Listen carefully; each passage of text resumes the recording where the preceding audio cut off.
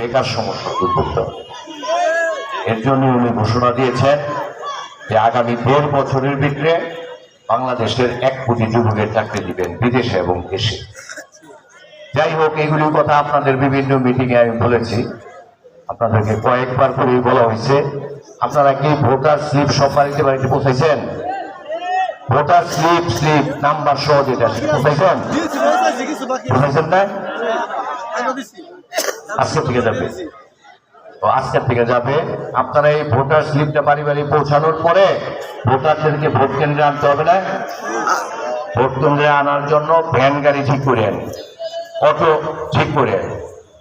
যারা কেন্দ্রের দায়িত্বে আছেন তাদের উদ্দেশ্যে বলছি, বিশেষ করে ভোটার ভাইদেরকে বোনদেরকে ভোট কেন্দ্রে নেওয়ার জন্য আপনারা এই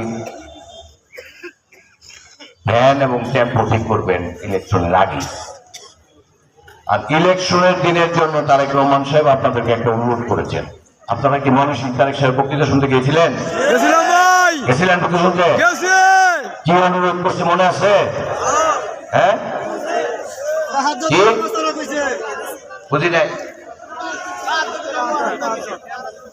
এই যে কেন্দ্রে নামাজ পড়তে বলছে, উনি সবাইকে অনুরোধ জানিয়েছে 12 তারিখ ফজরের নামাজ কেন্দ্রের পাশের মসজিদ অথবা পাশের মাঠে জামাত করে সবাইকে পড়ে তারপরে কেন্দ্রে যেতে বলছে।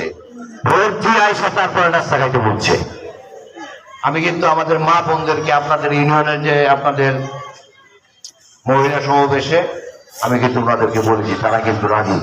সকালে কিন্তু নাস্তা পাবেন না, ভোট দিয়ে আইসা তারপর রাইতে নাস্তা খাইতে হবে। আর একটা কথা বলে বক্তব্য শেষ করব।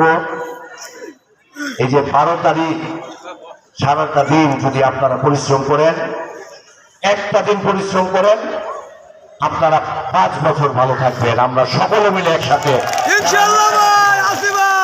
সকলকে ধন্যবাদ। আসসালামু আলাইকুম।